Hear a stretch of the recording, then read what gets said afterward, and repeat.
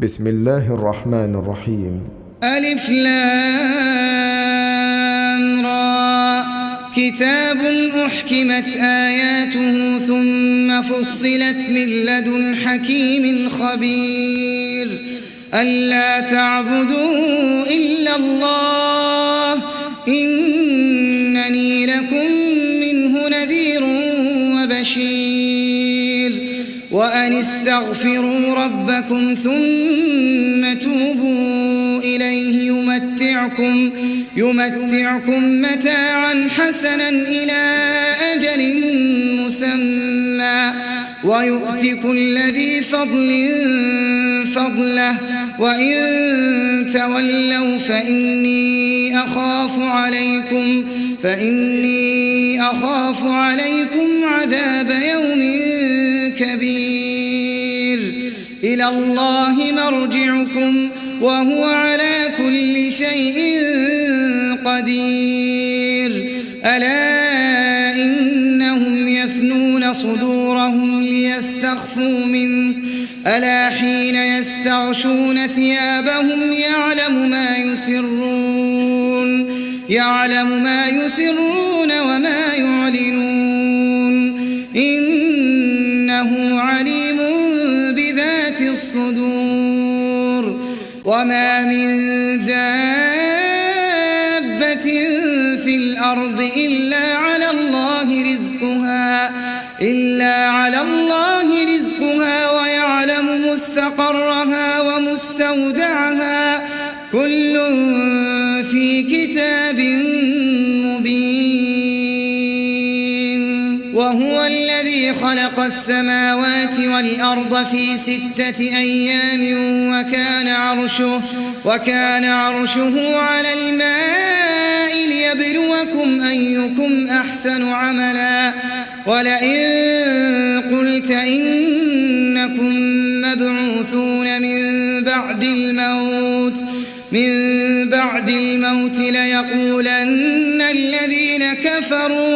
ليقولن الذين كفروا إن هذا إلا سحر مبين ولئن أخرنا عنهم العذاب إلى أمة معدودة ليقولن ما يحبسه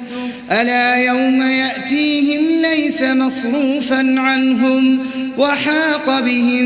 ما كانوا به يستهزئون ولئن أذقنا الإنسان منا رحمة ثم نزعناها منه إنه ليئوس كفور ولئن أذقناه نعماء بعد ضراء مسته ليقولن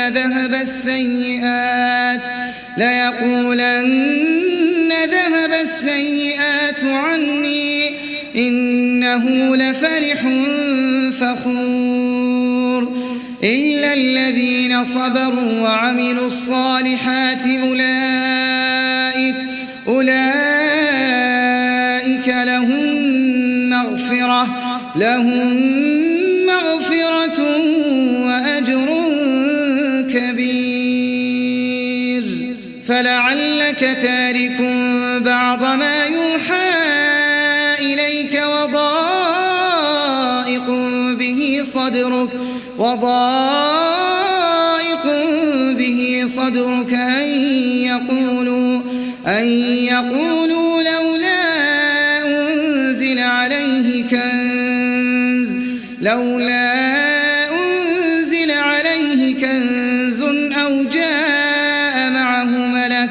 أو جاء معه ملك إنما أنت نذير والله على كل شيء وكيل أم يقولون افتراه قل فأتوا ب10 سور مثله مفتريات وادعوا من استطعتم من دون الله من دون الله إن كنتم صادقين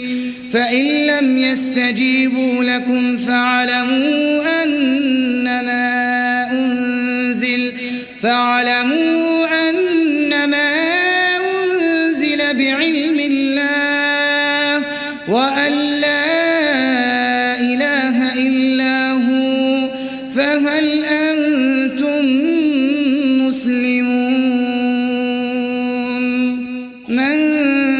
كان يريد الحياة الدنيا وزينتها نوفي إليهم أعمالهم فيها وهم فيها لا يبخسون أولئك الذين ليس لهم في الآخرة إلا النار وحبط ما صنعوا فيها وباطل ما كانوا يعملون أفمن كان على بينة من ربه ويتلوه شاهد منه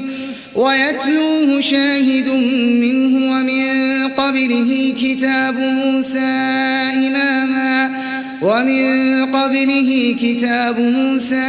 إماما ورحمة أولئك يؤمنون به ومن يكفر به من الأحزاب فالنار موعده فلا تك في مرية منه إنه الحق من ربك ولكن أكثر الناس لا يؤمنون ومن أظلم ممن افترى على الله كذبا أولئك يعرضون على ربهم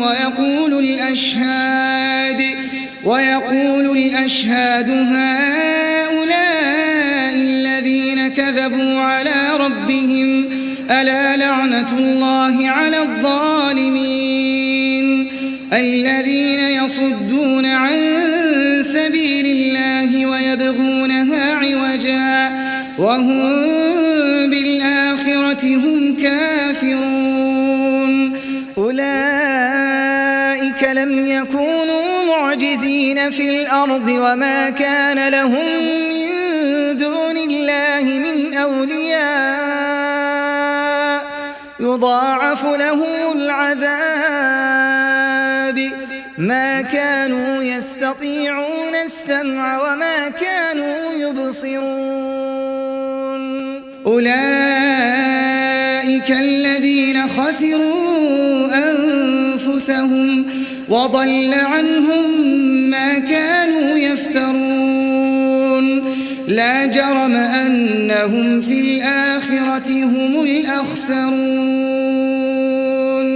إن الذين آمنوا وعملوا الصالحات وأخبتوا إلى ربهم أولئك أصحاب الجنة هم فيها خالدون مثل الفريقين كالأعمى والأصم والبصير والسميع هل يستويان مثلا أفلا تذكرون ولقد أرسلنا نوحا إلى قومه إني لكم نذير مبين ألا تعبدوا إلا الله إني أخاف عليكم عذاب يوم أليم فقال الملأ الذين كفروا من قومه ما نراك إلا بشرا مثلنا وما نراك اتبعك إلا الذين هم أراذلنا بادي الرأي وما نرى لكم علينا من فضل بل نظنكم كاذبين قال يا قوم أرأيتم إن كنت على بينة من ربي وآتاني رحمة من عنده فعميت عليكم أنلزمكموها وأنتم لها كارهون ويا قوم لا أسألكم عليه مالا إن أجري إلا على الله وما أنا بطارد الذين آمنوا إنهم ملاقو ربهم ولكني أراكم قوما تجهلون ويا قوم من ينصرني من الله إن طردتهم أفلا تذكرون ولا أقول لكم عندي خزائن الله ولا أعلم الغيب ولا أقول إني ملك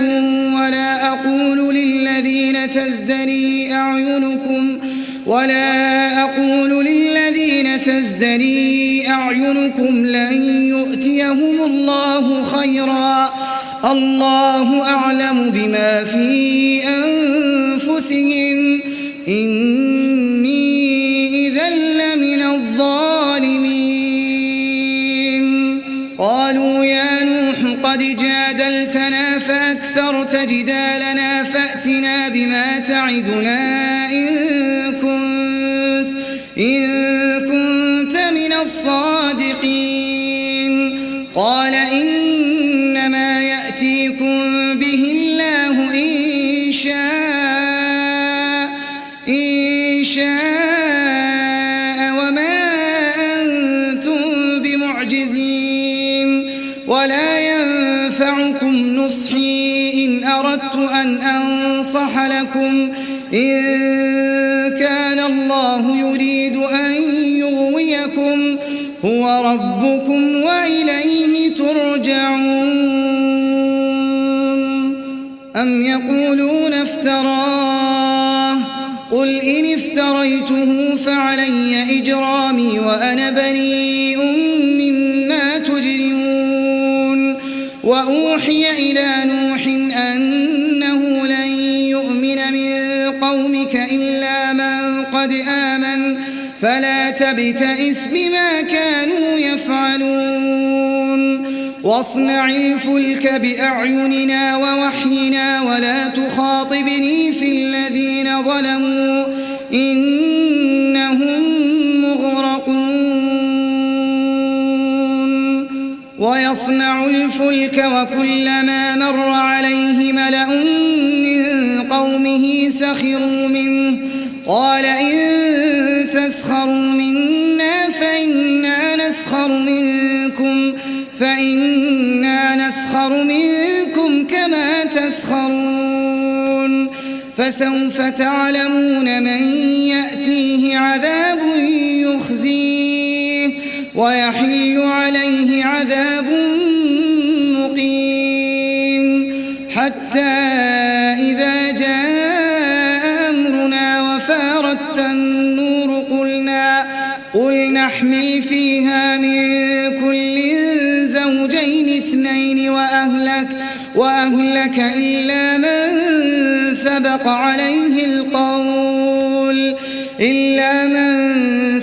عليه القول ومن آمن وما آمن معه إلا قليل وقال اركبوا فيها بسم الله مجريها ومرساها إن ربي لغفور رحيم وهي تجري بهم في موج كالجبال ونادى نوح ابنه وكان في معزل يا بني اركب معنا ولا تكن مع الكافرين قال سآوي إلى جبل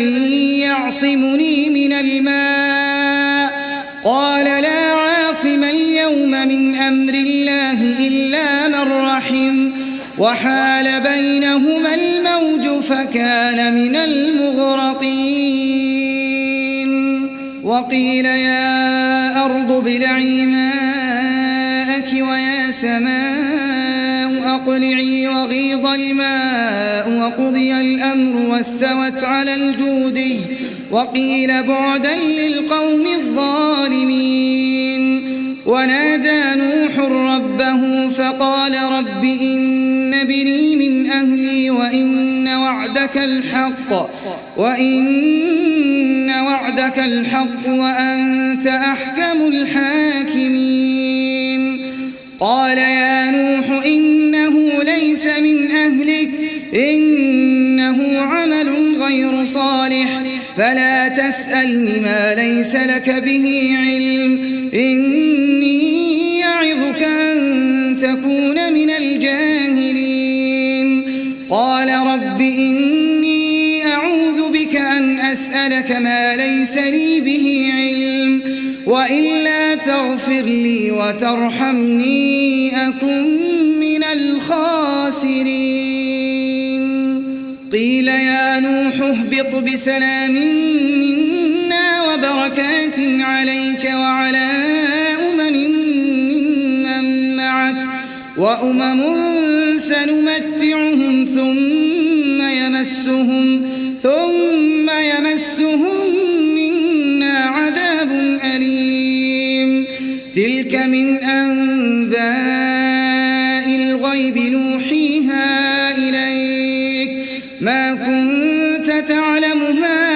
أنت ولا قومك من قبل هذا فاصبر إن العاقبة للمتقين. وإلى عاد أخاهم هودا قال يا قوم اعبدوا الله ما لكم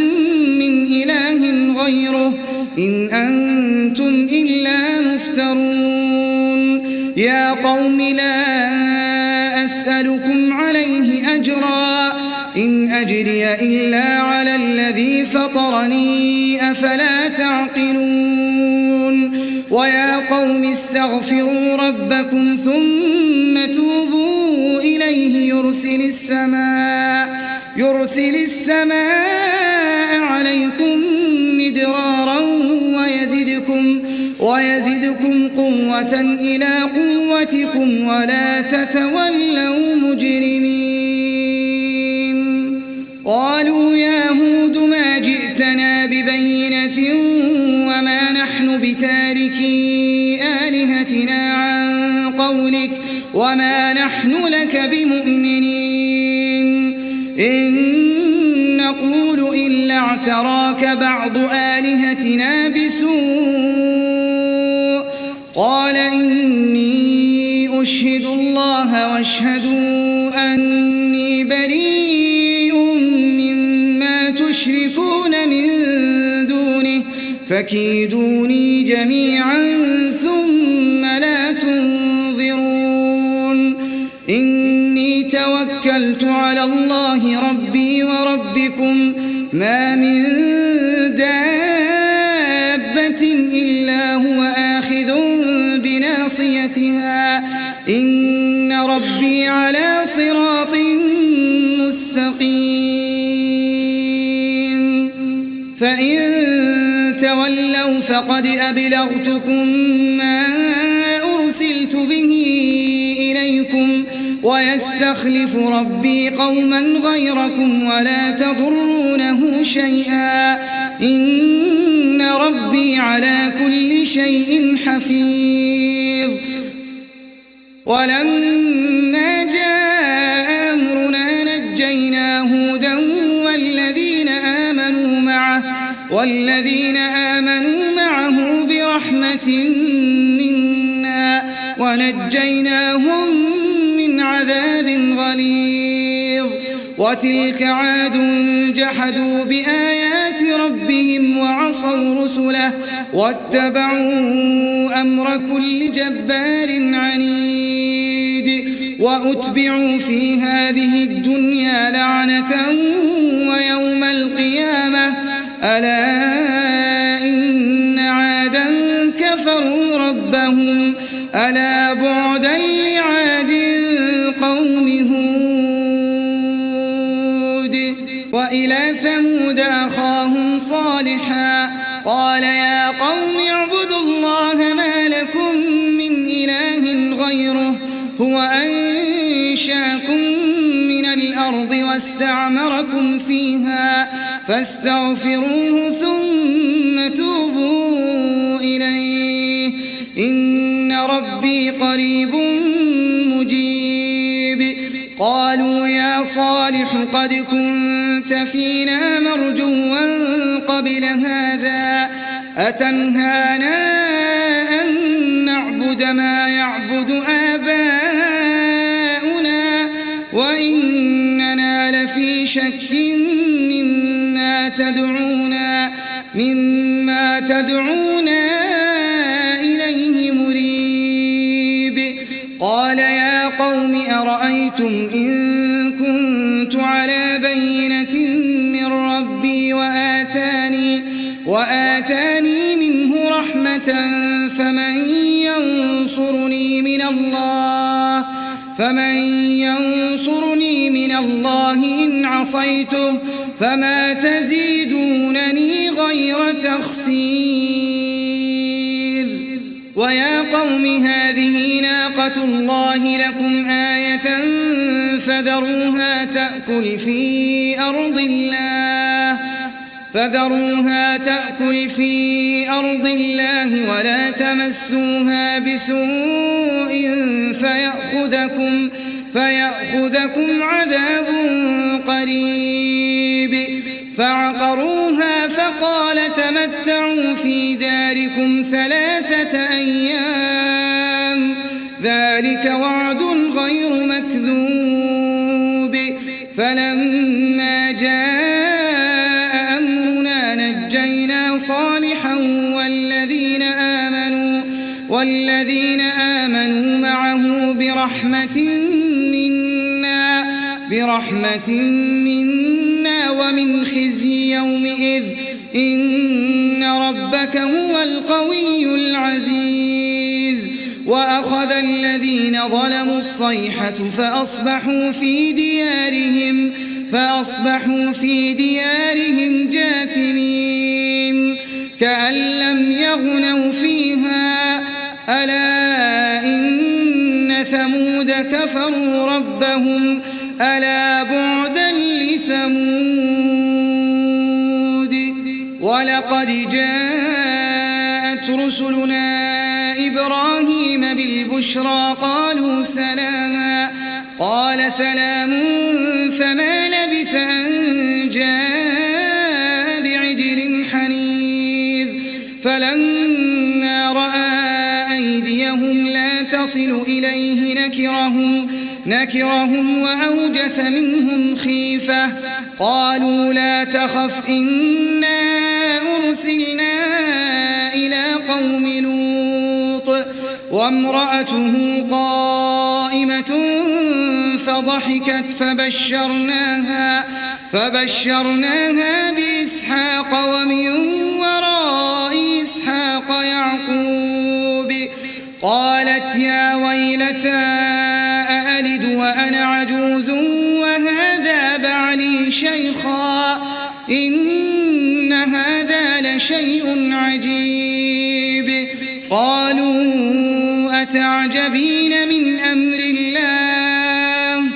رحمة الله وبركاته عليكم أهل البيت إنه حميد مجيد. فلما ذهب عن إبراهيم الروع وجاءته البشرى يجادلنا في قوم لوط إن إبراهيم لحليم أواه منيب. يا إبراهيم أعرض عن هذا إنه قد جاء أمر ربك وإنهم آتيهم عذاب غير مردود. ولما جاءت رسلنا لوطا سيء بهم وضاق بهم ذرعا وقال هذا يوم عصيب. وجاءه قومه يهرعون إليه ومن قبل كانوا يعملون السيئات قال يا قوم هؤلاء بناتي هن أطهر لكم فاتقوا الله ولا تخزون في ضيفي أليس منكم رجل رشيد قالوا لقد علمت ما لنا في بناتك من حق وإنك لتعلم ما نريد قال لو أن لي بكم قوة أو آوي إلى ركن شديد قالوا يا لوط إنا رسل ربك لن يصلوا إليك فأسر بأهلك بقطع من الليل ولا يلتفت منكم أحد إلا امرأتك إنه مصيبها ما أصابهم إن موعدهم الصبح أليس الصبح بقريب فلما جاء أمرنا جعلنا عاليها سافلها وأمطرنا عليها حجارة من سجيل منضود مسومة عند ربك وما هي من الظالمين ببعيد وإلى مدين أخاهم شعيبا قال يا قوم اعبدوا الله ما لكم من إله غيره ولا تنقصوا المكيال والميزان إني أراكم بخير وإني أخاف عليكم عذاب يوم محيط ويا قوم أوفوا المكيال والميزان بالقسط ولا تبخسوا الناس أشياءهم ولا تعثوا في الأرض مفسدين بقية الله خير لكم إن كنتم مؤمنين وما أنا عليكم بحفيظ قالوا يا شعيب أصلاتك تأمرك أن نترك ما يعبد آباؤنا أو أن نفعل في أموالنا ما نشاء إنك لأنت الحليم الرشيد قال يا قوم أرأيتم إن كنت على بينة من ربي ورزقني منه رزقا حسنا وما أريد أن أخالفكم إلى ما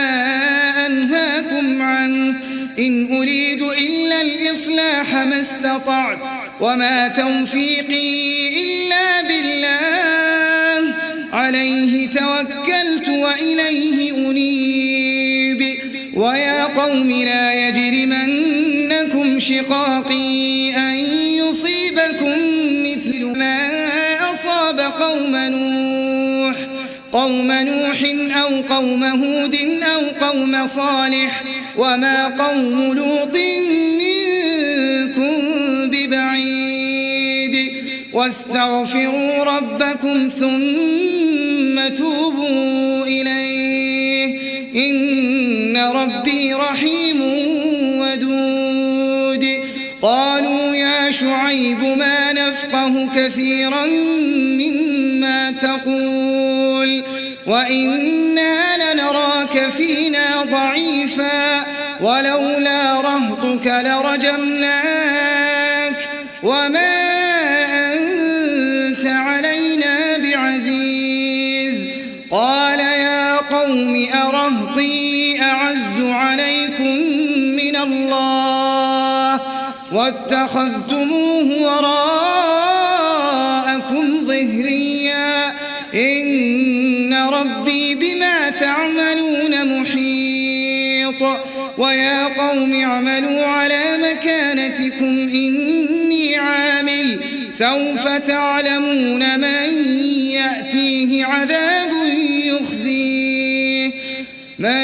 يأتيه عذاب يخزيه ومن هو كاذب وارتقبوا إني معكم رقيب.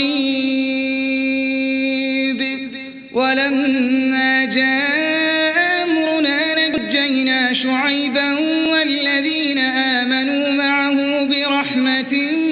منا وأخذت الذين ظلموا الصيحة فأصبحوا في ديارهم جاثمين كأن لم يغنوا فيها ألا بعدا لمدين كما بعدت ثمود. ولقد أرسلنا موسى بآياتنا وسلطان مبين إلى فرعون وملئه فاتبعوا أمر فرعون وما أمر فرعون برشيد يقدم قومه يوم القيامة فأوردهم النار وبئس الورد المورود. وأتبعوا في هذه لعنة ويوم القيامة بئس الرفد المرفود. ذلك من أنباء القرى نقصه عليك منها قائم وحصيد. وما ظلمناهم ولكن ظلموا أنفسهم فما أغنت عنهم آلهتهم التي يدعون من دون الله من شيء لما جاء أمر ربك وما زادوهم غير تتبيب.